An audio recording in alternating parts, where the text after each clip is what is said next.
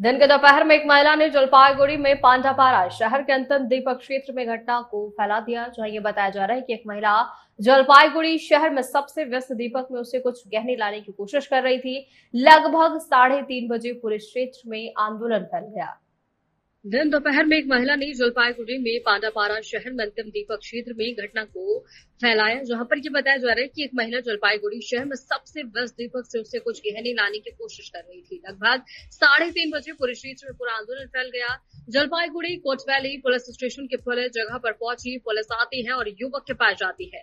हालांकि क्षेत्र के एक स्थानीय निवासी ने दोपहर में इस तरह की घटनाओं की दृढ़ता से निंदा की है और इस महिला को हाथ क्यों दिया, पूरी घटना में भीड़ क्षेत्र में एकत्रित हो गई। দাদা বলে যে আমি ধরনের দোকানের ভিতরে ছিলাম। হ্যাঁ এখানে আমি দোকানের ভিতরে ছিলাম, তো আমি পুরোটা জানি না। মানে মোটামুটি এখানে আমি যতটুকু জানছি যে এটা একটা সিনিয়র বাহিনীর কেস সম্ভবত। এখানে ছেলেটাকে একটুখানি মারপিটও করছে, চেন ছিনতাই করছে। হ্যাঁ চেন বলে ছিনতাই করছে। আমি পুরোটা জানি না, যেহেতু আমি দোকানদারের মধ্যে যাচ্ছি। পুলিশ এসে কি করলো? পুলিশ তো সবে আসলো, আমি তো জানিও না। আমাকে নিয়ে গেল পুলিশ।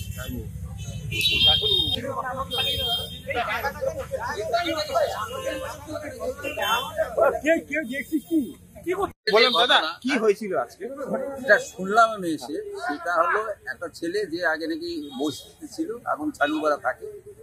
তারপরে শুনে ছেলেটা এখানেই আড্ডা মারে। হ্যাঁ একটা মেয়ে গলি আসতেছিল আর গায়ে হাত দিয়ে, যেটা অসামাজিক এবং এই জায়গার মানে বদনাম। তো এটা আমরা প্রতিবাদ করতেছি। ছেলেটা সানুপাড়া থাকে, এখানে কেন আড্ডা মারে, কি কারণে? এটাকে খুব মানে প্রশাসন তদন্ত করে খুঁজে বের করুক।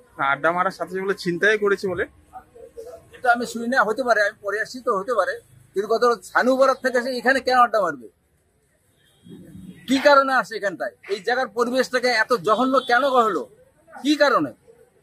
এই জায়গাটা প্রশাসনকে দেখতে হবে আগে, এটি আমার আবেদন।